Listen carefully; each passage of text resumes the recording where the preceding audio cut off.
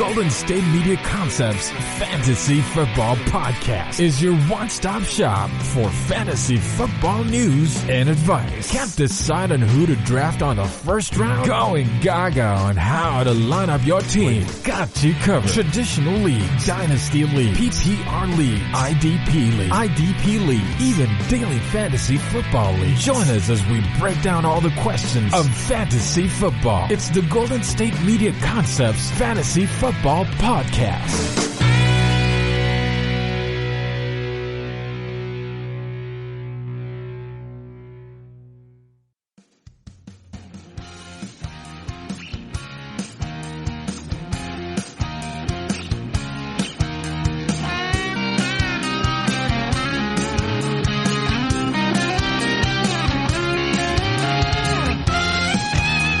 Hello there, everybody, and welcome to the GSMC Fantasy Football Podcast, brought to you by the GSMC Podcast Network.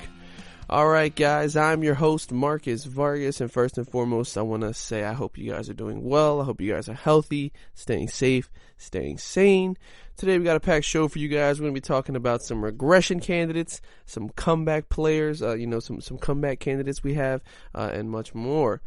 Okay, guys, without further ado, let's just get right into the business. Now, I have this list of some players, and of course, I'll probably do more versions of this as time goes on. We get through the summer, more additions, subtractions from teams, surprises, things like that. But right now, I think, about 10 guys I think are going to be some guys that maybe you want to avoid during the draft. I think they're prime for some considerable regression, not just, maybe, a few points. Like, I think, for example, a guy like Michael Thomas, right? We know Michael Thomas just broke that record for receptions in a season, had an insane amount of yards, touchdowns. That's something that just we don't think is sustainable, right? And so we don't think that's clearly not going to happen again. So we say, guys like him are going to regress, but I don't think he's going to, slip, to bottom of the top 10 or outside the top 10, things like that, you know what I mean? So for guys like that, the obvious ones, I don't have them here. But also I do want to say, forgive me if I sound a bit stuffy. Allergies have been kicking my butt. So yes, forgive me if I sound a little bit different today. Anyway, let's get right into the list, guys. I start the list with quarterbacks because I freaking start everything with quarterbacks. But number one here, biggest regression candidate, Aaron Rodgers of the Green Bay Packers. And I know, guys, you might think I'm crazy. I always talk about Aaron Rodgers as a guy, I love to watch. I think he's one of the best quarterbacks to do it. But, in terms of fantasy football, guys, I understand he finished in the top 10. I think that might immediately make you, discount my opinion or disregard my opinion, rather. But I want you to look at this, okay? Aaron Rodgers' games over 20 points last season. Week 4 against Philly, 25 points. Week 7 against the Raiders, where, he went for 40 plus. We all remember that. Week 13 against the Giants, 28 points. And that is it. Oh, no. Against my Kansas City Chiefs in Week 8, he dropped 27. Almost forgot that there. That is it. In no other game during the season last year did Aaron Rodgers get over 20 points. In fact, let me read the totals of those games. 12, 14, that's a 12.92, 14, I round up or down, just so, up when it's past like 0.5, I round up, under that I kind of round down, or just, 13.3, 9.42, 18.3, 12.9, so 13, 10, 10, 11, 14, 8, and 19. Guys, outside of those games where Aaron Rodgers had over 20 points, I think it was 4 games, in the rest of his games, he averaged around 13 points per game. If you ask me, that's pretty horrible now for a fantasy football quarterback. He was, those big games basically bolstered his entire season and helped him finish in the top 10. But, other than those 4 games, Aaron Rodgers barely won you 3 more games after that. I think he only had 3 other games when he was over 15 points.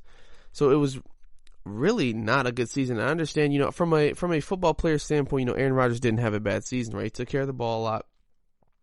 Did the typical Aaron Rodgers where he only has like 3 picks and he has like 27 touchdowns, right? But other than that, at least for fantasy football, and I understand he threw over 4,000 yards. For football, great season.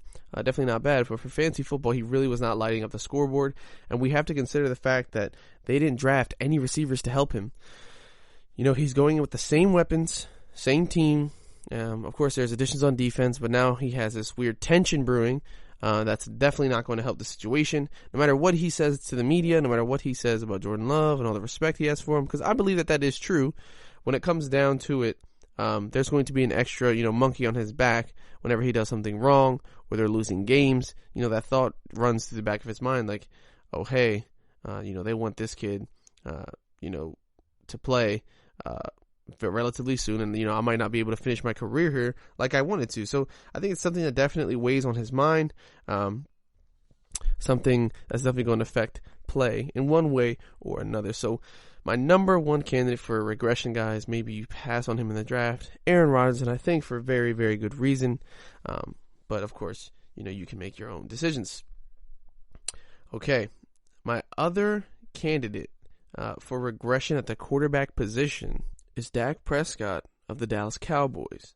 Now, this is not the sort of guy where I think, he's going to have huge regression, stay away from him completely, but I do believe that there is not a shot that Dak Prescott finishes as fantasy football's number 2 quarterback in back-to-back seasons, number 2 or better for that matter. Those 2 spots belong to Lamar Jackson and Patrick Mahomes, maybe even someone else, but I don't see Dak Prescott doing that again. One reason for that, 4,900 yards is basically almost impossible to repeat. I think there's only been 2 other quarterbacks since the year 2000 to sort of have back-to-back seasons with 4,900 or more yards, one of them being Drew Brees, the other being Matt Stafford, who I'm going to talk about later.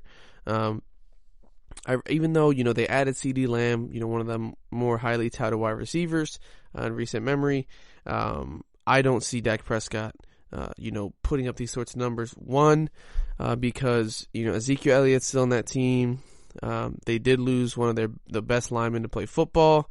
And I don't think you just plug in a rookie that, that fixes things. And, a lot of those stats came from when they were really far behind and Dak Prescott needed to throw the football a ton. So if we think about it like this and how everyone's expecting the Cowboys to bounce back, they should be in the lead for more of their games, not having to catch up and not having to throw the ball as much. Therefore, I think it's very, very likely that Dak Prescott sees some, not a lot of regression, but definitely falling from that number 2 spot, probably out of the top 5, in my opinion.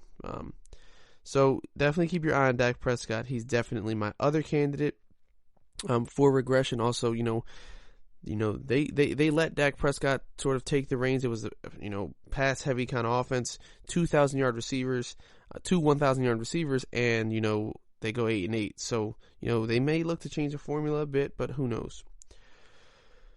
The next candidate I have for regression, and I'm moving on to running backs now, Aaron Jones of the Green Bay Packers.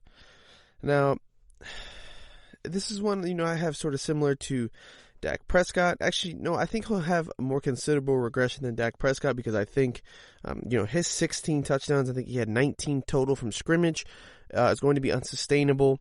And, though Aaron Jones, he lit it up in fantasy football, that was bolstered by some pretty gigantic games, specifically against Dallas when he had almost 50 points. In KC, he had 40 plus. Washington Redskins 31, Minnesota 28. He had several duds for a guy who finished, top 2. He had a game with under 5 points. 17, that's pretty respectable. 15, that's okay. 8 points, again 3.9, again 3.8, again 7.1. And the other 2 were 17 and 16, but it's just, there's a lot of duds in there, right? Not to mention the fact, he basically was just bolstered by the insane amount of touchdowns. He only had not only 1,084 rush yards, but when you look at, the other elite backs, They're clearing 1,000 by, considerable margins. Again, or also, I'd like to add that the Packers drafted a running back in the second round. You don't draft a running back in the second round from the sit the bench, you know what I mean? You draft a running back in the second round if you think they're going to produce pretty soon. So I think Aaron Jones, not that, I know that A.J. Dillon's probably going to take over, more of Jamal Williams' role, but I think Aaron Jones definitely has more of a threat now in that backfield, and I think he's going to lose considerable amount of touches, and I think he might even slip out of the top 10. Also, I do want to add too that, if I'm talking about Aaron Rodgers regressing, I don't just think, it's only going to be him. I think the whole offense suffers as a whole because he's such an impact player. So Aaron Jones, definitely likely for regression. I mean, think about it. Number 2 running back, when you think of guys like Christian McCaffrey, Zeke Elliott, Dalvin Cook, if they all stay healthy, this is considering everyone stays healthy. Of course, you can't just predict an injury or say it's going to happen. So I don't think he finishes number 2 again. I think he'll still be efficient. A guy you still want to draft, but definitely not top 2 efficient. Okay. With that, we move on to our next running back, and this is an interesting one, so just bear with me here on why I chose him. Derrick Henry, guys. Now, I don't think that Derrick Henry is going to be, he's going to, be undraftable. I think he still should be one of the top running backs drafted, but, 1,500 yards with 16 TDs, 300 attempts. It just seems unsustainable. 300 attempts is barely ever repeated in back-to-back seasons. I don't think he'll have as much production. I think the Titans, while, they, love what he can do for them and carry that team, they want him to be healthy at the end of the day, right? They don't want to run their running back straight into the dirt and not have a running back to compete, in the years to come. So I think Derrick Henry's production will dip, not because he's going to, sort of regress as a player or lose talent, but because the Titans are going to have to, shift their dynamic and not be, excuse me, so one-dimensional in a sense. So while I think, he's still going to have a dominant season and be, one of the top running backs, just be careful, guys, because I'm almost 100% certain he won't eclipse 300 carries again. And, the less carries you have, the less opportunities you have to score, et cetera, et cetera. I also believe, and we'll talk about this later, Ryan Tannehill, it's definitely one of the guys I see regressing as well. I actually forgot to mention him when I was talking about quarterbacks, but I guess I can just touch on him here. I see Ryan Tannehill as a candidate for regression, and therefore that's going to affect Derrick Henry. You're not going to be able to. We saw with the New York Jets, when Sam Darnold isn't doing too well, they can just stack the box completely. When you don't have the best offensive line, the running back talent doesn't. It matters, but it's severely hindered, right? So. They lost Jack Conklin, who was, a key piece of that offensive line. We'll see what happens next season. But, Derrick Henry might fall out of the top 5. I think, he's a candidate for some regression. Not out of the top 10, but he might fall, that lower half of the top 10, 8, 9, which I think is still pretty considerable, considering he was a top 5 kind of guy through 15 games only. So, very, very interesting stuff. And with that, guys, we're going to take a break. And when we get back, we'll continue talking about regression candidates. And, of course, later on, move on to our other topics. So enjoy the break, guys. We'll be right back. You really can't underestimate the importance of having the right creative work for your brand or your product.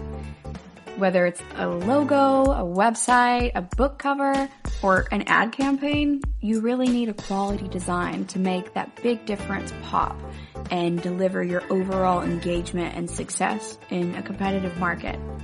That's where Design Crowd comes in. Design Crowd has over 750,000 designers from Sydney to San Francisco ready to help you with awesome creative ideas. They make crowdsourcing work for you.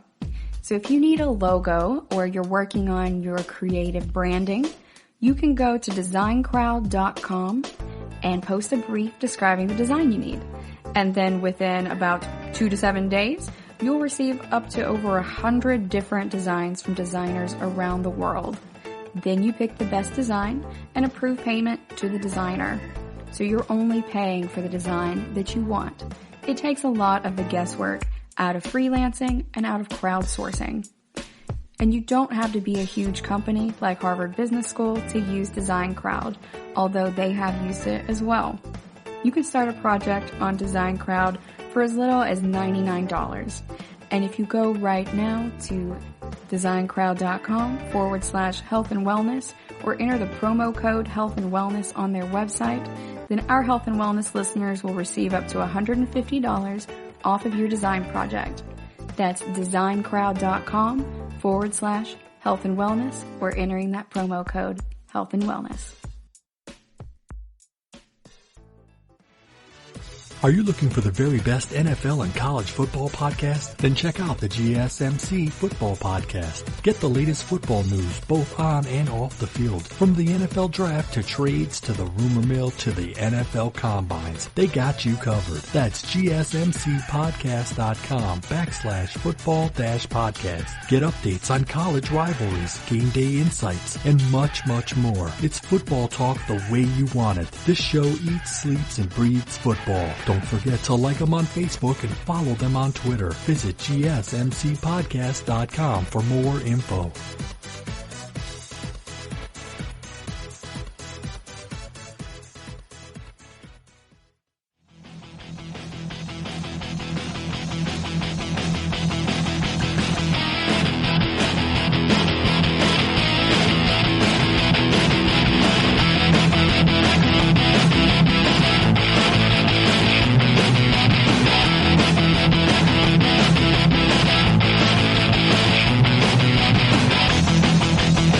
Alrighty, everybody, welcome back to GSMC Fantasy Football Podcast. We continue here with the regression candidate list.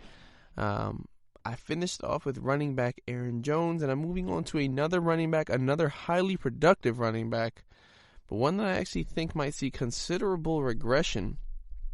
That is Nick Chubb of the Cleveland Browns. I know. This is a guy who was a top 10 fantasy football running back, was close to leading the league in rushing yards, almost had 300 attempts. But I have some interesting notes to point out. Through the first 8 weeks, when Kareem Hunt wasn't a threat, Nick Chubb was playing 70+% of the snaps, and he had, I think it was 6 touchdowns through the first 8 weeks. 6. Sorry.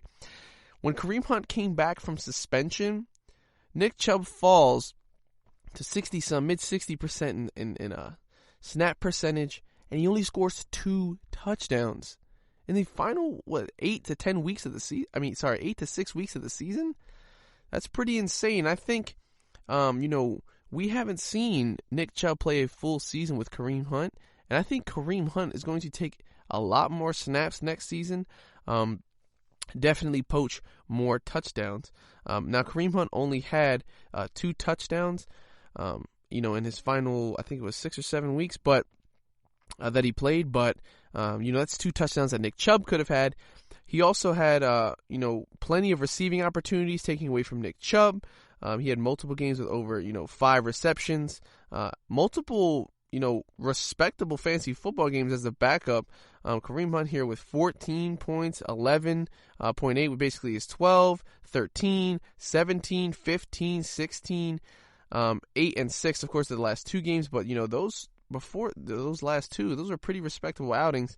Someone I'd have in my flex, not too bad. So, and I just want to say here, Kareem Hunt, had all the drama. Has clearly been given a second chance in the league here. And regardless of that, he is an exceptional talent at the running back position. He can be the starter anywhere, for any team at any time. And I believe, next season he's going to show that. It's going to cause some complications because I think, it's not sort of a 1-2 punch between, how, Mark Ingram and Alvin Kamara. I think this is 2 amazing running backs who are going to maybe struggle a bit, constantly having to switch out with another running back. I don't know if this works as well as it has worked in the past for other teams, but to me, this means regression for Nick Chubb, and definitely a boost in value for Kareem Hunt, getting a full season under his belt with the Cleveland Browns. He missed half a season, guys, and scored the same amount of touchdowns that Nick Chubb did during the span that he was playing. So it's just very interesting stuff to keep an eye on. He's, used a ton in the pass game. And I think, unfortunately, that's going to push Nick Chubb out of the top 10 in running backs. And I think they're gonna split yards and carries a lot more than people might initially think. So keep an eye on Nick Chubb, guys.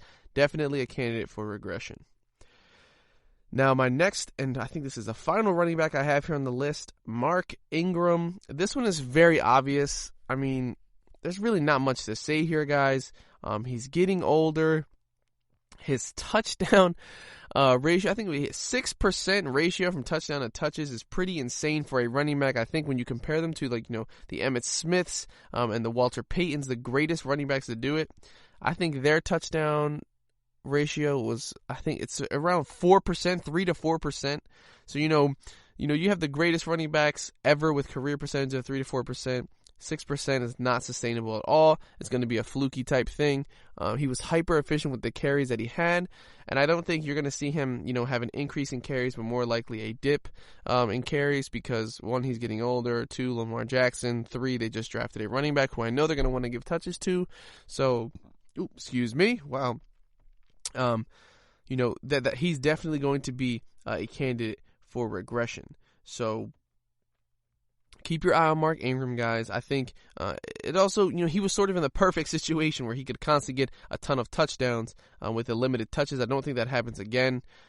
And when your quarterback has so many rush attempts and so many yards and touchdowns taken from you, it's really hard to be, successful as a fantasy football running back. I really don't think, not that he was, the greatest fantasy football running back last season, but I really don't believe that he's going to do much better. He finished as number 11. I think he's going to significantly dip, maybe be outside of the top 20. So keep your eye on him. He really doesn't have a high ceiling. And I think he's going to disappoint a lot of fantasy football owners and a lot of Ravens fans that might pick him up. Now, my next candidate for regression is another Baltimore Raven, just because I think, what he did, again, he was just very unsustainable like Ingram. Mark Andrews. Now, he was insane last season. He finished as a top 5 fantasy football tight end. But one thing I want to note, he had a lot of games where he basically was non-existent, and he averaged under 50 yards in those games. Against KC, he has 3 receptions for 15 yards, 4.5 points. Against New England, he has 2 receptions for 21 yards, 4.1 points. Against Seattle, 2 receptions, 39 yards, 5.9 points. Against the LA Rams, 2 receptions, 45 yards, 6.5 points. Against Buffalo, 1 catch. Against San Fran, 3 catches. Against the Jets, 4 catches. His number of catches never ever got back to the amount of catches that he had in the first 2 games, who we know were the worst defenses in football. They were, basically a tight end's fantasy. Miami Dolphins and Arizona Cardinals, where he had 8 catches in both of those games, eclipsed 100 yards in both of those games, and had a touchdown in both of those games. After that, he only had 2 other games in which he eclipsed 20 points. And those were games in which he had 2 touchdowns apiece. He never, ever got over 100 yards again. And I think, next season, John Harbaugh knows that he needs to feature his wide receivers in the offense more. And I see considerable regression coming from Mark Andrews. Also, I want to add, I think at that point in the draft, there are some other tight ends you can look for that have similar value to Mark Andrews. I don't think, he holds up. 64 catches, 852 yards, and 10 touchdowns. I think his touchdown numbers will significantly dip. I see more of, 6 touchdowns. I don't see 10. And I think, he's going to be a guy who we see sort of have a slump season. But again, I know tight end is not the deepest position, but I think there are other guys that maybe you could pick up with a bit more upside. I don't know that Mark Andrews, with his 64 touches and 64 receptions and 10 touchdowns, that's a pretty insane rate that I don't think can be sustained. So, of course, we'll have to see, but he's definitely a candidate for regression. Okay, guys, with that, we'll go into our break, and after this, we're going to move on to talking about some comeback player candidates that I have for next year's fantasy football season. So stay tuned, guys. We'll be right back. You really can't underestimate the importance of having the right creative work for your brand or your product. Whether it's a logo, a website, a book cover, or an ad campaign, you really need a quality design to make that big difference pop and deliver your overall engagement and success in a competitive market. That's where Design Crowd comes in.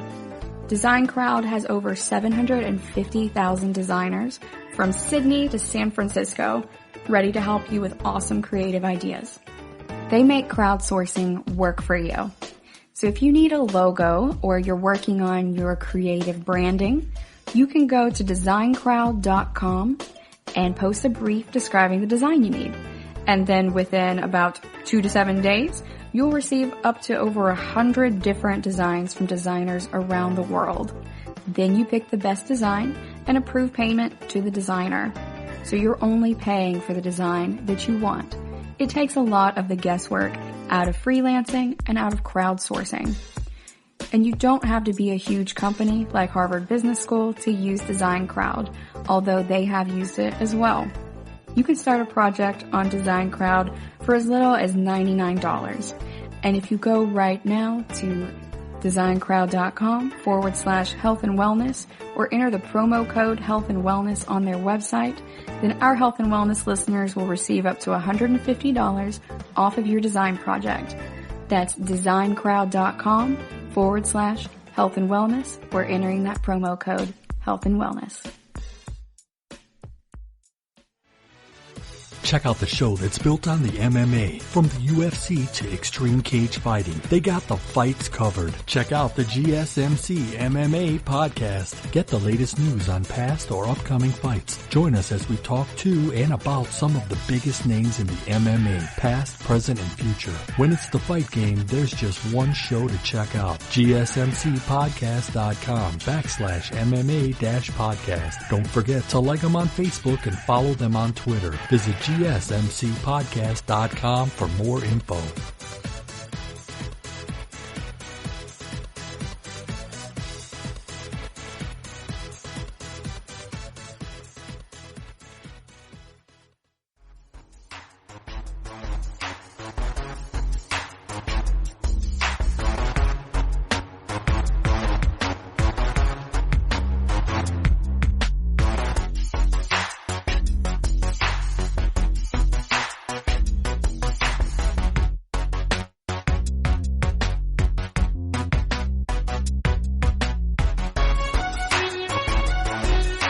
Alrighty guys, welcome back. We just got done talking about some regression candidates for the 2020 fantasy football season.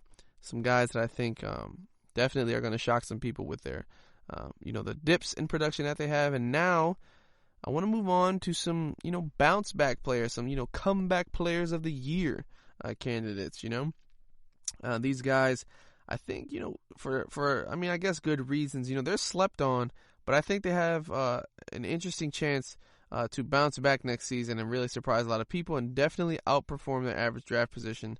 Right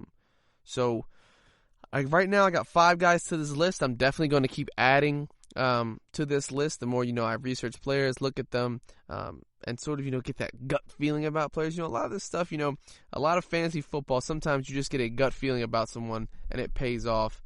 So without further ado, I'll begin the list with a wide receiver who I think is definitely underrated, not talked about enough. T.Y. Hilton of the Indianapolis Colts. And it just feels like when you're on the Indianapolis Colts, it's not the greatest market to be in. They're definitely sort of, boring, you could say. I know that sounds kind of harsh, but, when I think of the Indianapolis Colts, I don't think of pizzazz or, fireworks or, lighting it up. I think of, Peyton Manning, definitely, their greatest quarterback. But when you think of him, he's not the most, hyped up, crazy guy. I think he's a pretty, soft-spoken kind of guy, even though he's an amazing football player. Definitely had the emotion on the field, but for some reason, when I think about the Colts, I think about tradition and basically just, old school.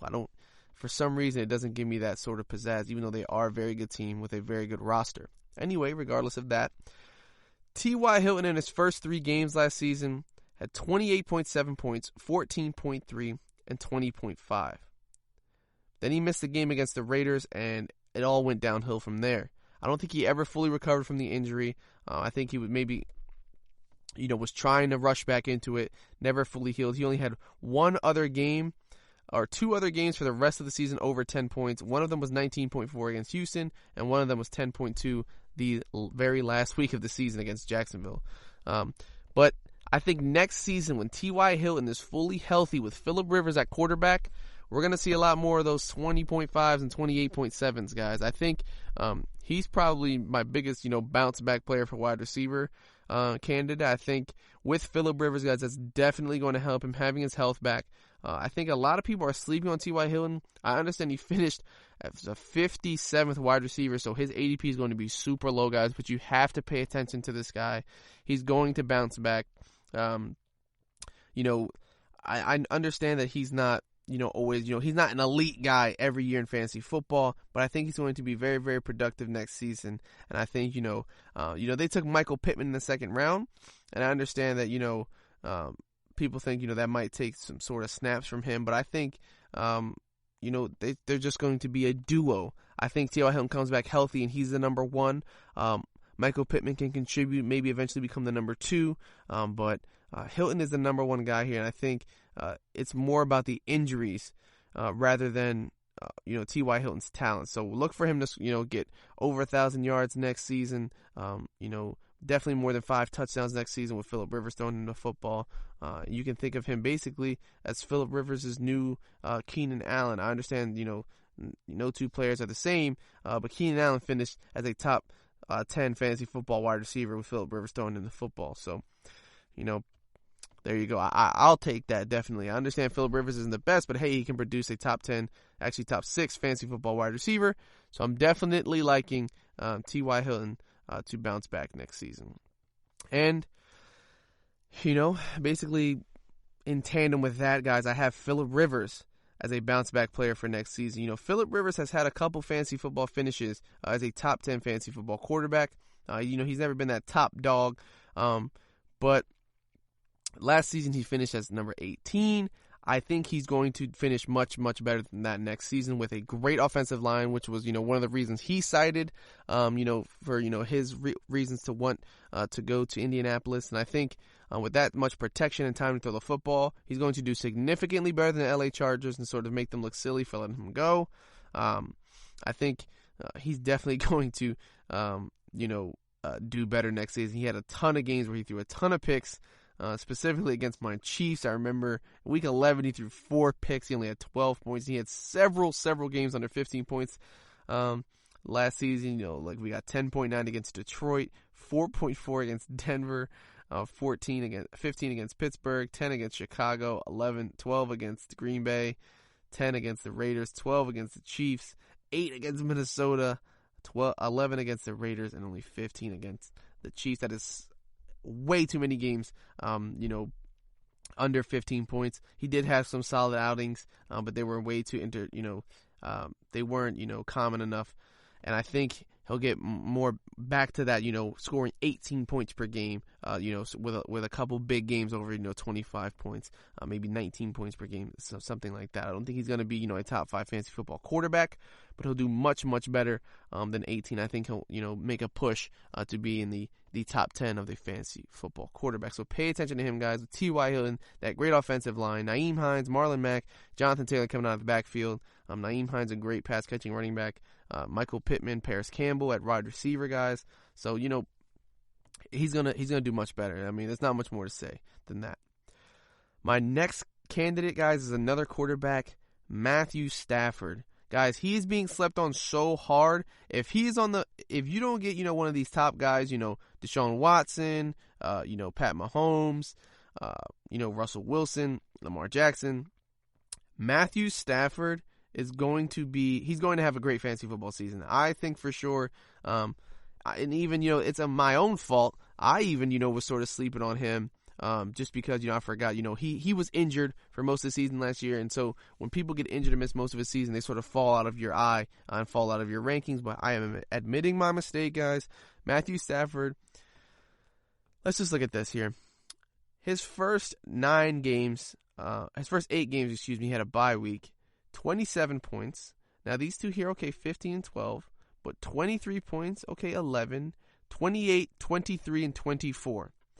I understand the duds are kind of concerning, but I think, averaging over 20 points per game in your first 8 weeks is definitely very, very good. Definitely very, very elite for a fantasy football quarterback. And I think, he's returning all of his starters, plus they added DeAndre Swift into the backfield. So, he still has Kenny Golladay, who they're calling Baby Megatron. And, the start of his season last season was one of the best of his career when he actually had Megatron. So I think he's going to come back, and hopefully, of course, it depends on his health, but he's going to continue to put up the same kind of numbers, guys. I think Matthew Stafford is a guy a lot of people are sleeping on. He was very, very, I don't know the exact number off the top of my head, but he was very high in fantasy points per game, only trailing guys like Lamar Jackson, Dak Prescott, things of that nature. Those elite guys last year, he was right up there with them in terms of fantasy points per game. So keep an eye on Matt Stafford, guys. I understand it's hard. The Lions aren't the best team. It's hard to get, behind a quarterback for a bad team. But Matthew Stafford has what it takes, guys. I mean, through his first 8 weeks, he had 19 touchdowns and only 5 interceptions, and he had 2,500 yards. That's pretty insane, guys. So definitely pay attention to him. He's going to definitely bounce back and do some wonders for someone's fantasy football team, and that's for sure. The last candidate I have here, guys, for bounce back is a tight end, Evan Ingram of the New York Giants. Guys, Evan Ingram definitely has potential to be one of the top fantasy football tight ends. Of course, it's going to rely on his health.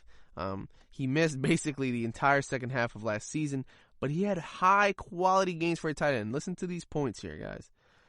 28.6, 10.8, 23.3, 9.4, 10.7. Bad game against Arizona, surprisingly, because they were horrible against tight ends with a 1.6. But then he comes back with 14 and 11 points. These are very, very solid numbers for a fantasy football tight end, guys. I know, if this is your starting running back, 9, 10, that's not very good. But to get 10 points a week out of a tight end, I'll definitely take that in fantasy football. 28 points and 23, for sure we'll take that. I think next season with Darius Slayton, Sterling Shepard, and Evan Ingram being the top 3 sort of pass catchers out of that offense, for sure going to take that. I understand that's basically Saquon's offense. He's the beast of that offense, but Evan Ingram is going to be a big factor of this team in helping Daniel Jones succeed. And I think a lot of people are going to be sleeping on him because he's on the Giants, but look for him in your fantasy football draft. I think a couple people will pass on him just because he's on the Giants with Daniel Jones, and I think you got to take advantage of that. Evan Ingram, big bounce back candidate for next season. Super speedy tight end. He's got wide receiver speed almost, and I think he'll work wonders for you guys. Especially when you consider he had games with 11 receptions, 116 yards, 6 receptions, 113 yards. He has a lot of potential, guys. So hopefully he comes back healthy. And he can help you guys win your fantasy football season.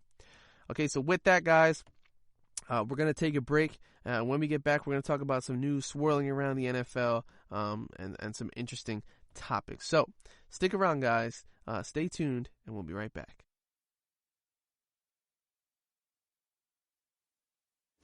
Check out the show built around the women of MMA. From the UFC to the extreme cage fighting, we got the fights covered. Listen. It's the Golden State Media Concepts Women's MMA Podcast. The latest news of upcoming fights, discussions of previous matches. Join us as we talk to and about the biggest names in women's mixed martial arts. Past, present, and future.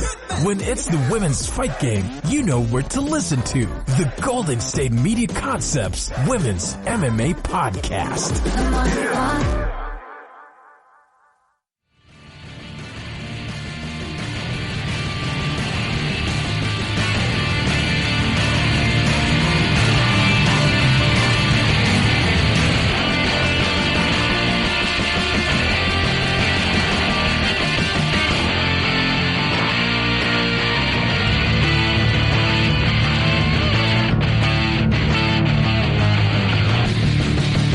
Alrighty, guys, welcome back. Alright, I want to open up this segment by talking about basically some in other news around the NFL. And one of the most interesting things that has come up recently, guys, is the NFL's plan to increase minority hires, specifically at the head coach position. Now, basically, there's going to be a virtual league meeting, and owners are expected to vote on a proposal that's basically going to improve draft picks for teams that hire minority candidates as head coaches or general managers. For the proposal to pass, though, 24 of the NFL's 32 teams have to vote in favor of it. So we'll see what happens there, of course. Now, an interesting statistic. In the last 3 hiring cycles, there have been 20 head coach openings. Only 1 coach of color has been hired in each cycle. So, clearly, there's a big disparity between, minority coaches and non-minority coaches being hired in the NFL. The NFL has only ever had 2 African-American general managers and has never had a black team president. So I understand the league's, sort of urgency to try and get this, it's something that, it makes the NFL look bad. It does, certainly, because there are more than qualified candidates of color or minorities in general who are qualified for these positions that don't get head coaching positions for seemingly no reason, right? Just to talk about, not just to talk about my Chiefs, but Eric Bieniemy has been interviewed for coaching positions for 2 years straight and has not received one. The man went on to be the offensive coordinator for the team that won the Super Bowl. Robert Saleh, defensive coordinator for the 49ers, went on to take, his defense to a Super Bowl shot. So, these are guys, and it's not just, these aren't fluky things. These are guys who are respected, who are known to do their jobs very well, who are known to be, who are spoken highly of, in regard, to be, good candidates for a head coach position. And so it's really, really unfortunate that, minority coaches don't get this sort of shot. And, I have problems with, of course the Rooney Rule was, invented, but I have problems with that, also because it just, of course it requires teams to, interview a minority candidate, from outside the organization. But, people just do it just to satisfy the Rooney Rule, not to give these guys a real shot.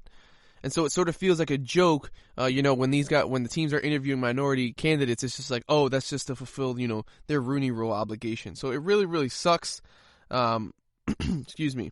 And it's honestly unfortunate. I understand that, of course, by nature of things, there are, minorities in general, there are less of, right? But when you have guys, it doesn't matter their skin color or their race, who are qualified for the job, you give them the job. It's the reason you see the Cleveland Browns hire Freddie Kitchens, underqualified, not ready to head coach an NFL team, gets fired very, very soon after being hired. Basically, did he even finish a full season? Of course, he was the interim head coach for a bit, didn't even finish a full season as the head coach. And so, it's just, it's very, very unfortunate. Or did he finish the season? He might have. Yes, he did finish the season as the head coach. I'm not even sure, just because I wasn't a fan of the guy. I didn't even like paying attention to him. And I didn't think he deserved the job. Didn't like what he was doing in Cleveland. Constantly was criticizing him all year whenever I watched their games because of the decisions he was making. He didn't deserve the job. And then, guys like Matt Rule are being hired. When there are other clear, guys like Eric Bieniemy, guys like Robert Saleh, in the league, guys even like Marvin Lewis, who could be a head coach again, who are not given these opportunities. So it's very, very, honestly, it's something that upsets me because, football, the NFL is, definitely my favorite sport, a sport that I love dearly. But sometimes it just feels like their views or their actions they definitely don't necessarily align with mine, or ones that I believe are inherently right and inherently good. It doesn't make any sense to, to not have more minority coaches in this league when there are clearly plenty of minority coaches that are, more than qualified to do this job. And it just seems like, hey, well, it just seems like, it's just traditionally so. When people think of, if you think of a mobile quarterback, people think that that's, automatically going to be, it's just because of stereotypes. People think, oh, mobile quarterbacks, that's usually the young, African-American guys, more athletic guys. They don't think about, things like that. So it's a league that's sort of, taken over by stereotype. Basically at every position there's stereotypes, right? It's, when have we ever had, white DBs aren't very, very common in the NFL, and, super athletic, running backs aren't typically white, and that's why I love stories like Christian McCaffrey's. When we got a guy, one of the top guys in the league, sort of, changing what it looks like to be in that role. And I'm definitely not saying, that it's sort of breaking boundaries because this thing should be standard at this point in time. We're in 2020, we're still having troubles with race issues in regards to the hires in the NFL. So it's a shame, but I do like seeing those kinds of stories. Hopefully this can get fixed. I honestly don't believe that moving a team's draft picks up. I think they were saying basically, if you say you have a 3rd round pick, it's sort of later in the round, you can sort of move up to the more middle part of the round, if for hiring minority candidates. I don't think that is enough incentive, and it kind of sucks, to even speak about it like that, there has to be incentive, there has to be incentive to sort of, give these, franchises, motivation to hire minority candidates. So that does kind of suck, but, I like that the NFL is trying. I don't think this will work. I don't think it'll have much impact. But I do like, that they're trying to take a radical approach to it. I think they know that they're not satisfied with, where the league is at right now. There's really not much you can do. And I think, head coach Anthony Lynn, who's a minority coach of the Los Angeles Chargers, he had an interesting quote where he said, "You can do the wrong thing while trying to do the right thing." And I think it's important, that you try and find that sort of balance, where you don't want to sort of get to a point in time where you're saying a team must hire a coach if they're qualified and a minority, or a team must fill a quota of having minority players on the team, or minority coaching staff or coaches and things like that, because then it just it's unfortunate, and becomes a point of it almost dehumanizes a person of color, a minority, right? Because it's just like, and sort of the respect value, of, oh, you just got hired because we have to hire you. It's not because you're qualified. I want there to be a way, and of course it's going to be tough because we're all, it's as human beings, every owner and franchise has their own way of thinking, but I don't want it to be a sort of we're hiring people of minorities because we have to. I want them to recognize that these people are qualified for these positions, deserve these positions more than any other man or woman, regardless of skin color or anything like that. A very, very startling fact, if you look at this, 70% of NFL players are black. Only 4 teams have minority head coaches, and 2 have minority general managers. So it's definitely a startling issue, definitely a concerning one, but it's just tough, and it's unfortunate because, as head coach Anthony Lynn says here, I think that there are a lot of qualified African-American coaches right now that could be a head coach in this league, and I just pray that we do our due diligence and give these guys an opportunity. There are some qualified applicants out there, and they need an opportunity. I think this is out of desperation. This is something that has been thrown out there. It is what it is, and that's he's talking about the proposed changes to the Rooney Rule. He thinks they're basically out of desperation to try and get something done, and I think like he said, you have to. It's sort of it's stuck. We're basically stuck in time where you're trying to do something, but you might end up doing the wrong thing. And I think he has very, very interesting quotes. He also says, I just think also we can open it up to more people. We're stuck in this got to be a coordinator mindset. I understand the progression to become a head coach, but I really believe some of our natural leaders are assistant coaches or assistant head coaches. we tend to not go there. I believe becoming a head coach has nothing to do with being a coordinator. I think those are two different skill sets. Being a leader of a franchise and calling plays.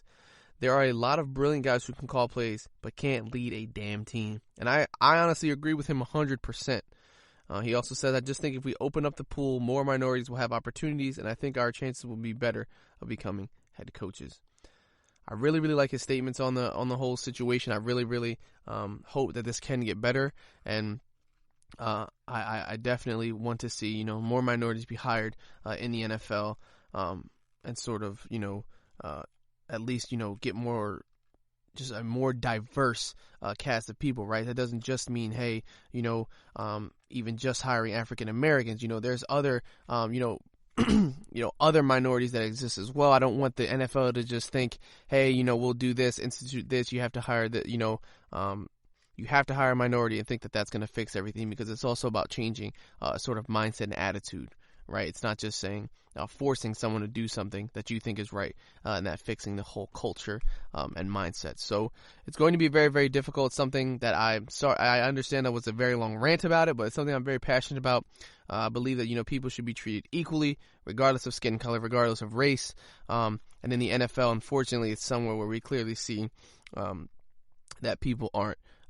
So something that, like I said, it's close to my heart, something I felt I need to speak on. So, yeah, with that, guys, we're going to take a short break. When we get back, we'll talk about some other news around the league, other interesting topics. But yeah, I hope you enjoyed that, and I hope this is something you pay attention to as well, because it's definitely something that is important. So with that, guys, we'll take a short break, and we'll be right back.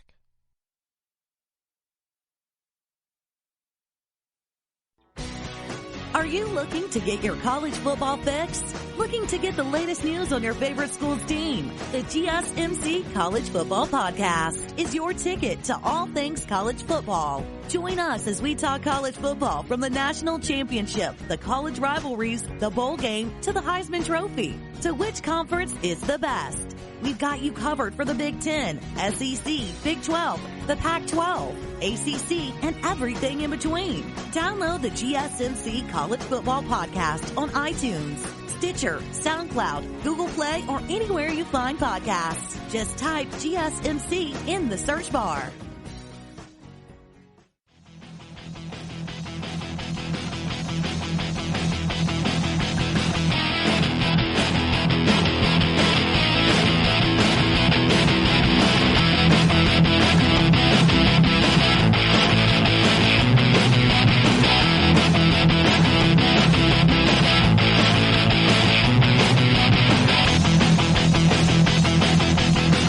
Alrighty, guys, welcome back to the GSMC Fantasy Football Podcast. We move on.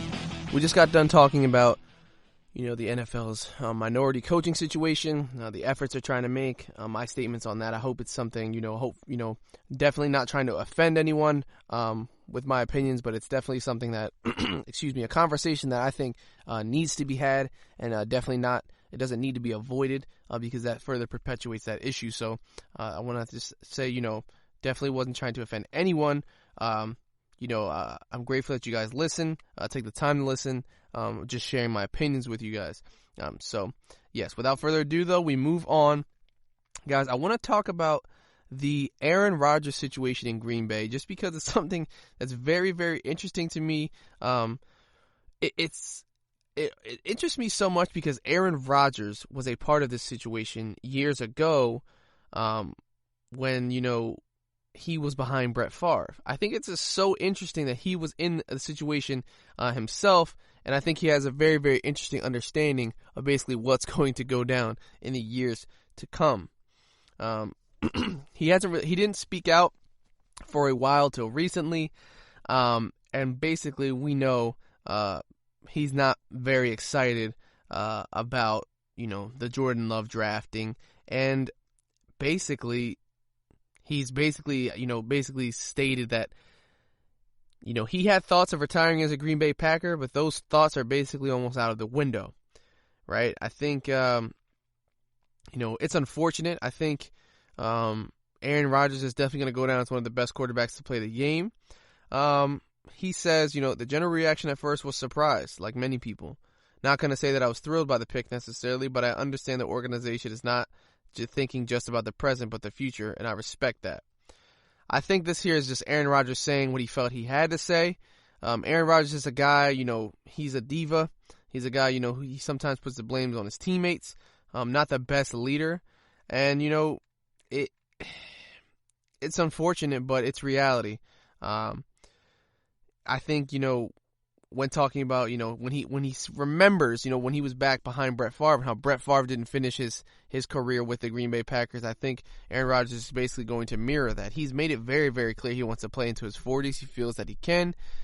He has a love for the game that's undeniable. And, he had the desire to start and finish with the Green Bay Packers, but that's sort of gone now. He says, "My sincere desire to start and finish with the same organization, just as it has with many other players over the years, may not be a reality at this point. And as much as I understand the organization's future outlook and wanting to make sure they're thinking about the team now and down the line, and I respect that, at the same time I still believe in myself and I have a strong desire to play into my 40s. I'm just not sure how that all works together at this point. If there comes a time where I feel like I can still play at a high level and my body feels great, then there's other guys that have gone on and played elsewhere." So, hey, this is basically Aaron Rodgers saying he understands his time in Green Bay is coming to an end, and he's very open to the possibility of playing somewhere else. My thoughts on this situation, I think, Aaron Rodgers handled it fine. I think, he said what we all were thinking he felt. He said it in an okay way. But I do think, of course, he's going to say the right things. He's not going to give his full perfect opinion. I understand, he did say, it's not Jordan Love's fault he got drafted, so he can't be mad at the kid, but it's definitely something that probably stung him to his core because of what he's done and how he's played for Green Bay for his entire career and been a phenomenal quarterback. So, for them to not draft any help, I think this is sort of that thing where, the bridge starts to burn. Sort of how we saw Brady and Belichick sort of, that tension escalate and Brady eventually leave. We will see Aaron Rodgers do the same. For sure at this point, they clearly have drafted this man's successor or a guy that they believe in, drafting him in the first round. And, basically it was sort of a punch in the face. Basically, I think they were sending a message here like, Aaron Rodgers, this is not your team. This is our team. So it's very, very interesting to see. And I think it's so interesting to see how that just mirrors, it's just a perfect, mirror of what happened and how Aaron Rodgers got his job. So, definitely interesting stuff. I would definitely like to see him move on to a new team at this point because for years and years I felt that the Packers did not do enough to help Aaron Rodgers be the most successful quarterback that he could be. We talked about one touchdown to a first-round pick, and that was Mercedes Lewis, who, I don't even believe was he drafted by the Packers? He might have been drafted was he drafted by the Packers? I'm not even sure. I'm actually going to check that right now. And so, it's just they haven't. No, he was selected. Yes, I knew that, by the Jacksonville Jaguars. So they've never really tried to give him weapons, and it's sort of unfortunate. And or at least gave all out to help Aaron Rodgers win Super Bowls. And so it's unfortunate. I would have liked to actually see him leave the Green Bay Packers sooner. I believe that he could have done much better on other teams. So I think this is going to be interesting. I think Aaron Rodgers leaves sooner rather than later than a lot of people are thinking because once that idea implants itself in your brain, it's very hard to get out, right? He knows that the team wants to move on. He knows that this young kid, people have compared the young kid to Patrick Mahomes in a sense where he's raw, but he's super, super talented, can make a lot of great plays. So Aaron Rodgers understands his time is coming to a close, like I've said before, and I think it's going to be interesting to see where he ends up. I think it ends up being a trade. I think the tensions might even grow to where Aaron Rodgers requests a trade.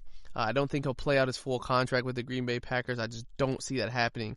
I think he's under contract until 2022 or 2023, and at this point, I don't see things lasting much longer than that. So it does suck for Aaron Rodgers. I wish his team would have been more devoted to him. They never really felt super devoted to the guy. They just appreciate his talents and sort of hope that he could push them to a Super Bowl without much, into constant Super Bowls without much offensive help. But hey, it is what it is. He's definitely going to be rolling with the punches, and so we'll see how that ends up. Definitely an interesting story. Definitely one to keep your eyes on, because it's going to be one that people definitely are paying attention to. Should Aaron Rodgers, should his production severely dip next season, people are definitely going to be calling for Jordan Love. So, with that, guys, we're going to take a short break. But before that, I do want to say that I believe Packers made a mistake here. I understand, drafting your quarterback of the future. I think, they should have helped Aaron Rodgers right now. I don't think they should have been looking for the future just yet when you have him under contract for the next few years. I think they could have waited on drafting a quarterback. But, they do what they do. If Jordan Love ends up being the next Pat Mahomes, they look like geniuses. And if he doesn't, well, they're going to look very, very stupid. But anyway, sorry, I just want to get that last thought in there. We're going to take a short break, guys. When we get back, we'll wrap up this show. So stay tuned, guys. This is your ultimate stop for everything sports. The Golden State Media Concepts Sports Podcast. Should I say more? From the NFL, MLB, the NBA to MMA, it's all in here. The Golden State Media Concepts Sports Podcast. Listen now.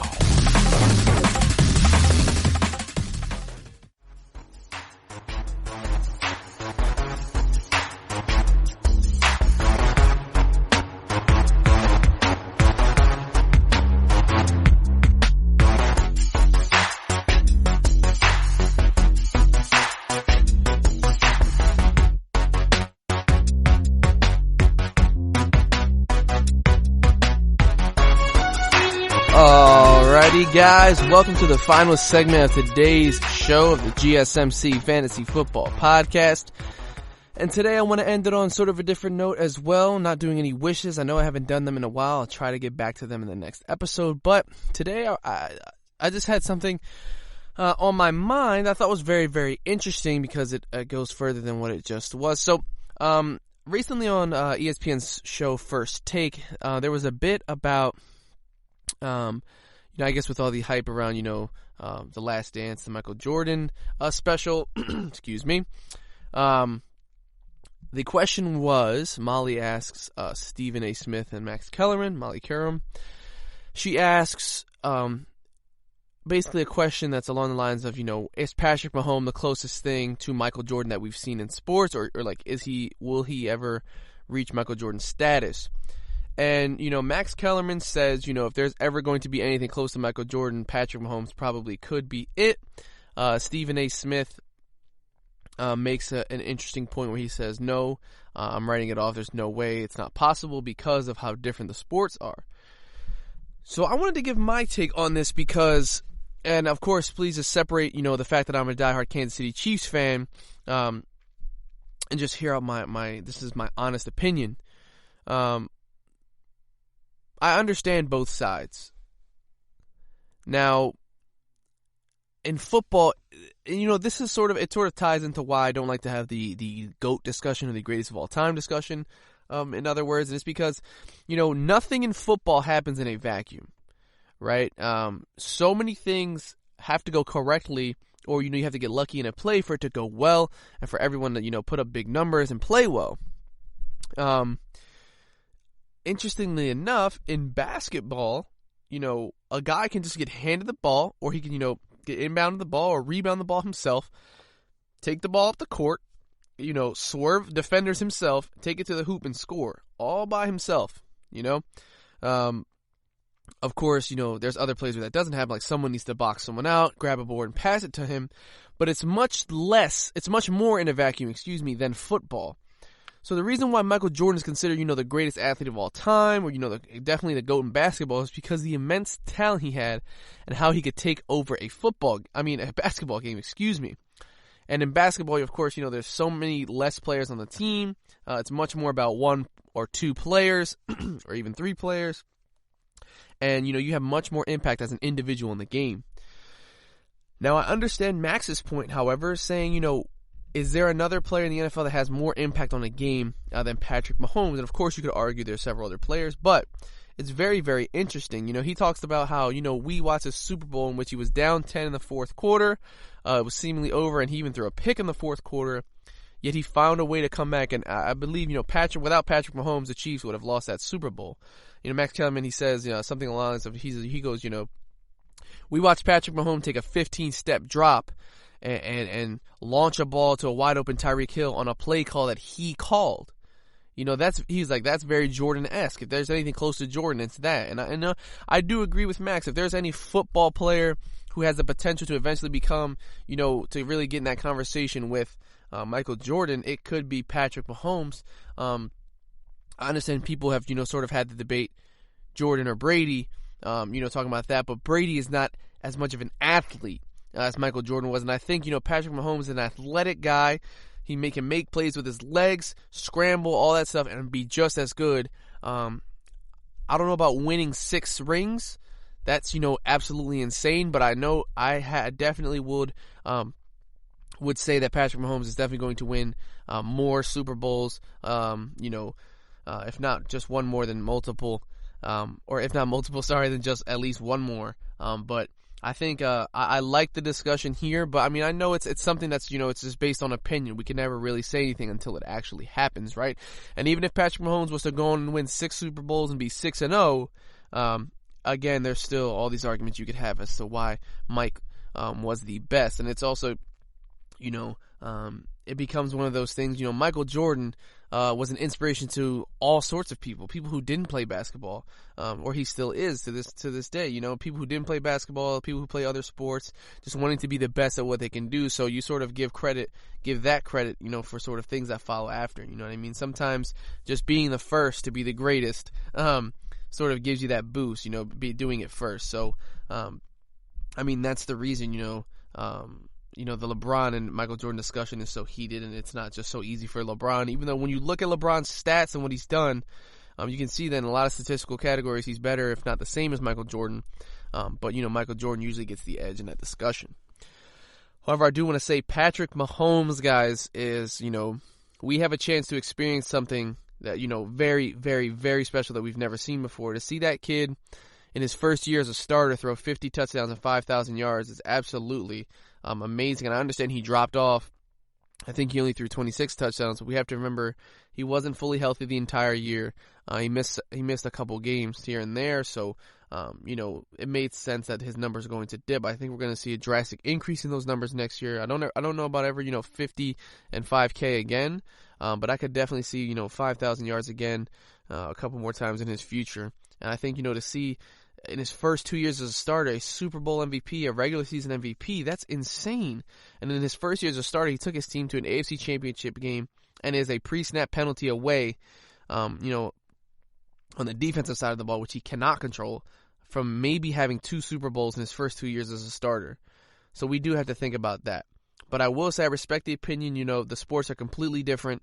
In football, that is also another reason why I have a trouble, saying who's the greatest football player of all time, because nothing happens in a vacuum. A running back cannot be the greatest running back ever if his offensive line is horrible.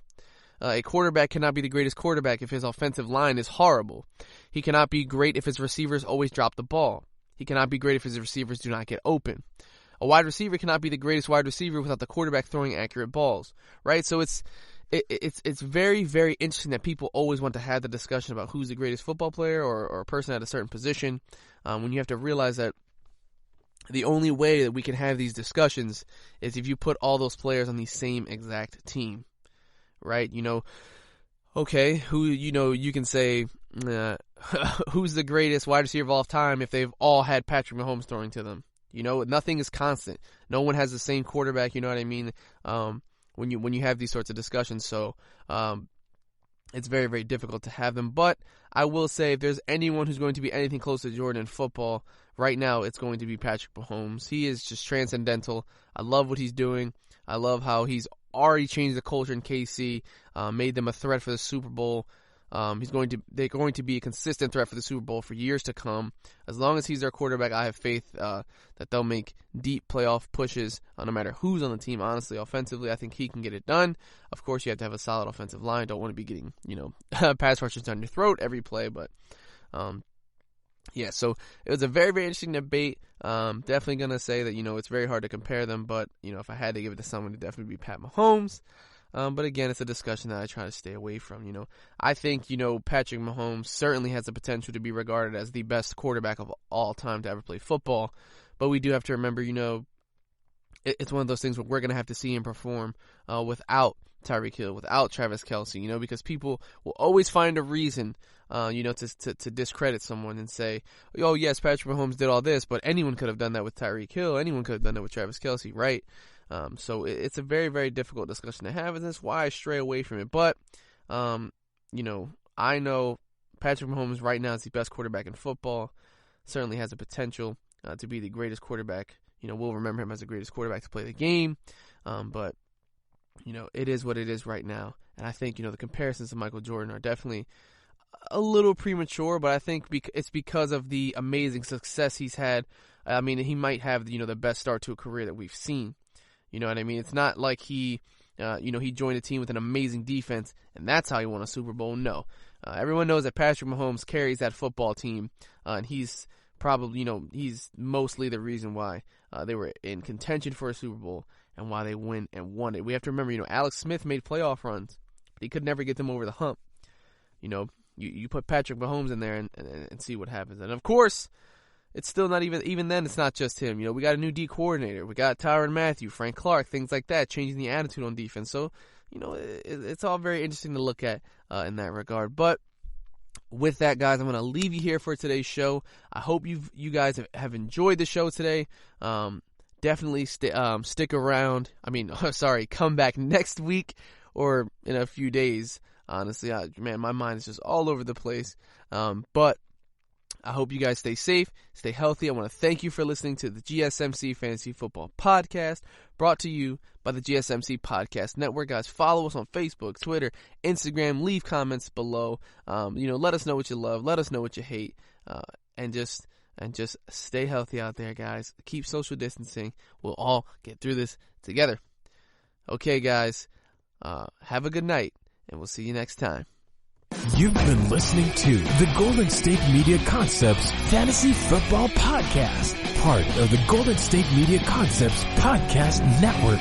You can find this show and others like it at www.gsmcpodcast.com. Download our podcast on iTunes, Stitcher, SoundCloud, and Google Play. Just type in GSMC to find all the shows from the Golden State Media Concepts Podcast Network, from movies to music, from sports to entertainment, and even weird news. You can also follow us on Twitter and on Facebook.